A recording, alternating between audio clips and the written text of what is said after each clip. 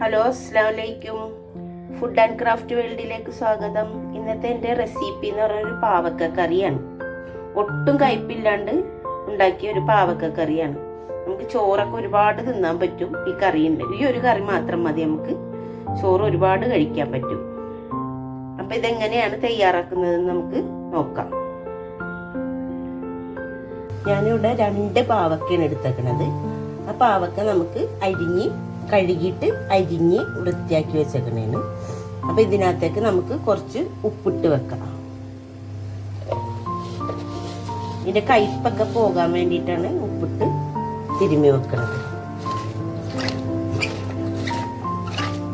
അരിഞ്ഞ് കഴുകിയതാണേ.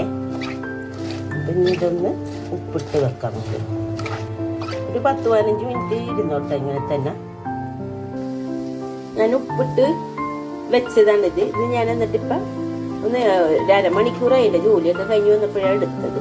അപ്പം ഇതൊന്ന് കഴുകി പിഴിഞ്ഞെടുത്ത ഉപ്പിൻ്റെ കട്ടൊക്കെ കളഞ്ഞിട്ടാണ് എടുത്തേക്കുന്നത്. ഇനി നമുക്ക് കറിയാക്കാം. പാനിലോട്ട് ഒരു 1.5 ടേബിൾ സ്പൂൺ എണ്ണ ഒഴിച്ചു കൊടുക്കാം. അതിനകത്തേക്ക് നമുക്ക് കുറച്ച് കടുക് ഇട്ട് കൊടുക്കാം.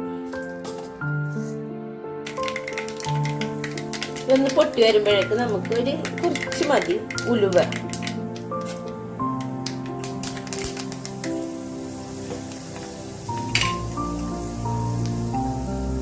ഞാൻ ഇവിടെ ഒരു വലിയ സവാള എടുത്തിട്ട് അരിഞ്ഞു വെച്ചതാണ്, അതിട്ട് കൊടുക്കാം. 2 പച്ചമുളക്.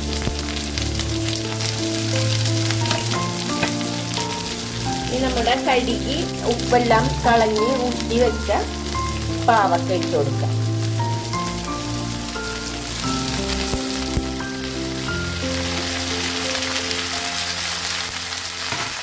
നല്ലോണം ഒന്ന് വഴറ്റിയെടുക്കാം.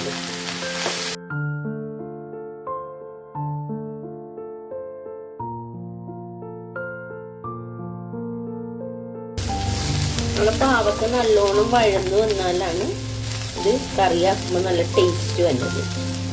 നല്ല വെളിച്ചെണ്ണയിൽ കിടന്ന് നല്ലോണം വഴന്നു വന്നത്.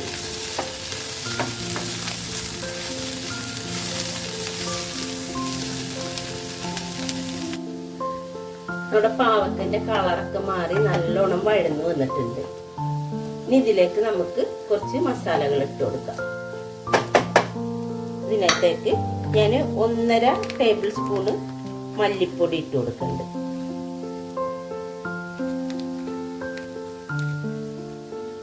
ഒരു 1/4 ടീസ്പൂണ് മഞ്ഞൾപ്പൊടി, 1 ടീസ്പൂണ് മുളക് പൊടി. നല്ലോണം വഴറ്റിയെടുക്കാം.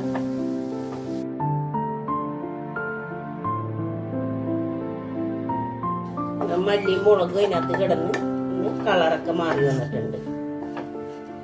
ഇതിനകത്തേക്ക് നമുക്ക് ഇതിനകത്ത് തക്കാളി വേണമെങ്കിൽ അരിഞ്ഞിടാം, പക്ഷെ ഞാൻ തക്കാളി ഇടൂല.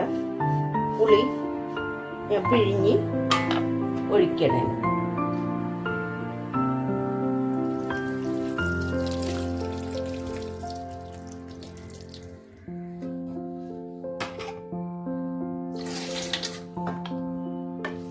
ഇതിനകത്തോട്ട് കുറച്ച് വെള്ളം കൂടെ ഒഴിച്ചു കൊടുക്കാം. വേകാനുള്ള വെള്ളം ഒഴിച്ചു കൊടുക്കാം.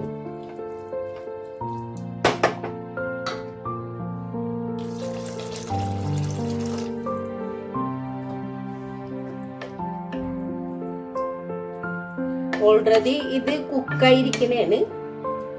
പാവക്കൊക്കെ നല്ലോണം വെന്ത് നമ്മൾ വറുത്ത് വരുമ്പോൾ പാവക്കൊക്കെ നല്ലോണം അത് വെന്ത് പിന്നെ വെളിച്ചെണ്ണയിൽ നല്ലോണം വഴന്നു വന്നതിൻ്റെ അത് വെന്തിരിക്കണേന്. ഇനി ഈ വെള്ളത്തിൽ ആ ഉപ്പും പുളിയൊക്കെ ഇതിനകത്ത് പിടിക്കാനായിട്ടാണ് നമ്മൾ വെള്ളം ഒഴിച്ചു കൊടുത്തത്.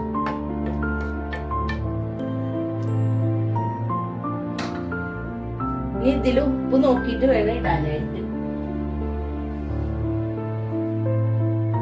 ഞാനൊരു 1/4 ടീസ്പൂൺ ഉപ്പിട്ട് കൊടുക്കുന്നുണ്ട്. ഉപ്പ് നോക്കിയിട്ട് വേണം ഇനി ഇടാനായിട്ട്. ഇതൊന്ന് നല്ലോണം തിളച്ച് ഇതിന്റെ ചാറെല്ലാം കുറുകി വരണം. അതുവരെക്ക് നമുക്ക് വെയിറ്റ് ചെയ്യാം.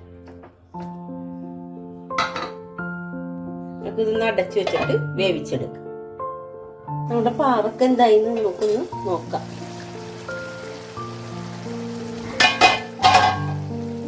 വെള്ളമൊക്കെ നല്ലോണം വറ്റി വരുന്നുണ്ട്. കുറച്ചു നേരം കൂടി നമുക്കിത് വെക്കാം.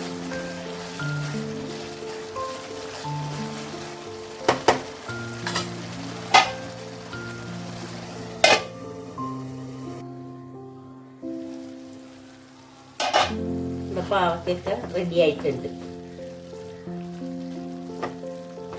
ചോറിനൊക്കെ കൂട്ടാൻ പറ്റിയ ഒരു സൈഡ് കറിയാണിത്. എല്ലാവരും ഇത് ട്രൈ ചെയ്ത് നോക്കണം കേട്ടോ. അപ്പൊ നമ്മുടെ പാവക്കക്കറിന്റെ റെസിപ്പിയൊക്കെ നിങ്ങൾ കണ്ടല്ല. അപ്പൊ എല്ലാവരും ട്രൈ ചെയ്ത് നോക്കണം. എൻ്റെ വീഡിയോ ഇഷ്ടപ്പെട്ടാൽ ലൈക്ക് ചെയ്യാനും ഷെയർ ചെയ്യാനും സബ്സ്ക്രൈബ് ചെയ്യാനും മറക്കരുത് കേട്ടോ. അടുത്ത വീഡിയോയുമായിട്ട് ഇൻഷാ അല്ലാഹ് വീണ്ടും കാണാം.